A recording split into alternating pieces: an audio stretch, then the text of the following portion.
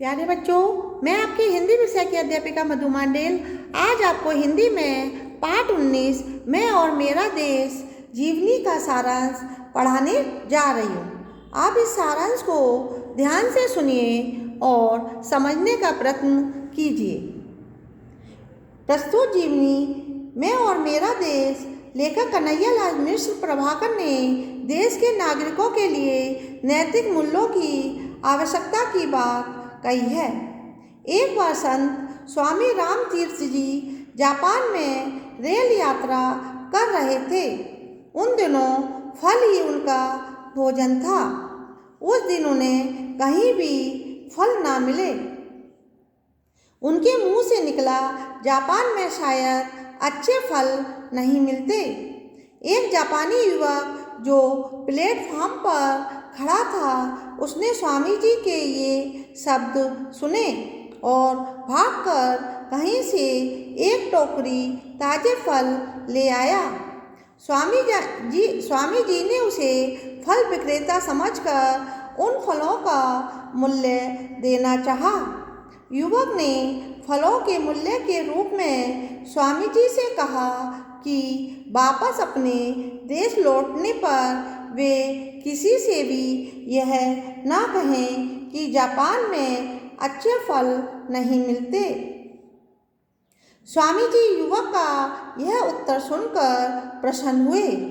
वास्तव में उस युवक ने अपने इस व्यवहार से अपने देश का गौरव बढ़ा दिया।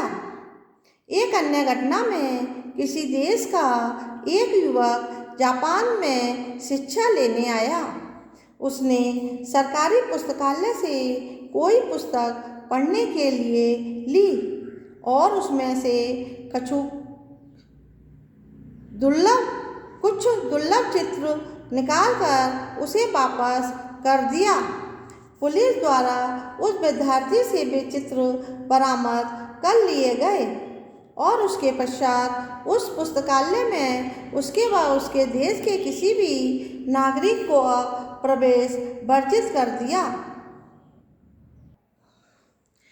जहां जापान के एक युवक ने अपने काम से अपने देश का सिर ऊंचा किया था, वहीं दूसरे युवक ने अपने काम से अपने देश के मस्तक पर कलंक का ऐसा टीका लगाया जो न जाने कितने वर्षों तक संसार की आंखों में उसे लांछित करता रहा।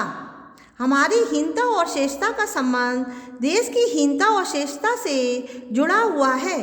जब हम कोई हीन या बुरा काम करते हैं तो हमारे माथे पर ही कलंक का टीका नहीं लगता, बल्कि देश का सिर भी नीचा होता है और उसकी प्रतिष्ठा गिरती है।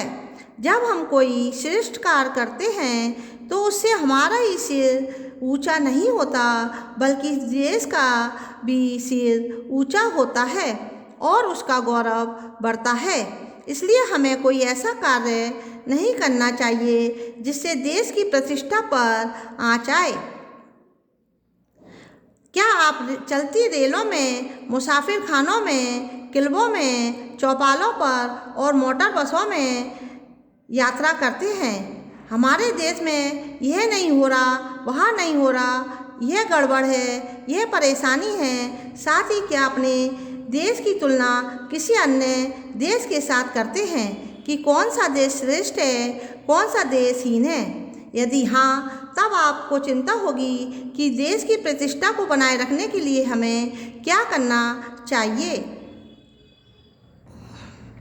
क्या आप कभी केला खाकर छिलका रास्ते में फेंकते हैं? अपने घर का कूड़ा बाहर फेंकते हैं? अब शब्दों का प्रयोग करते हैं, इधर की उधर, उधर की इधर लगाते हैं। अपने घर, दफ्तर, गली को गंदा रखते हैं। होटलों, धर्मशालाओं में या दूसरे ऐसे स्थानों में सीढ़ियों पर कोनों में पीक थूकते हैं। उत्सवों, मेलों और रेलों और खेलों में ठेलम ठेल करते हैं।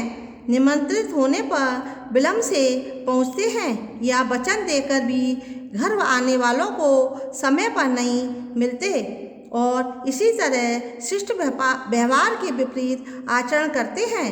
यदि आपका उत्तर नहीं है तो तो आपके द्वारा देश का सम्मान बढ़ेगा और संस्कृति भी सुरक्षित रहेगी।